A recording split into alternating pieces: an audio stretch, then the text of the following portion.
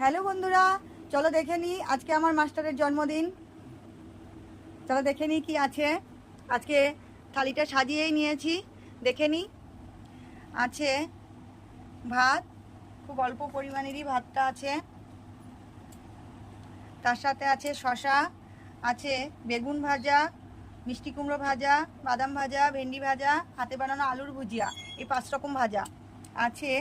সজনে ডাঁটা দিয়ে, ভেন্ডি দিয়ে সর্ষে পোস্ত আছে।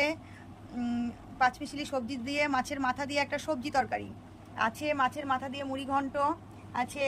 সজনে ডাঁটা দিয়ে পাতলা করে মুসুরির ডাল আছে। আছে কাতলা পোস্ত, এটাও নতুন রান্না আজকে।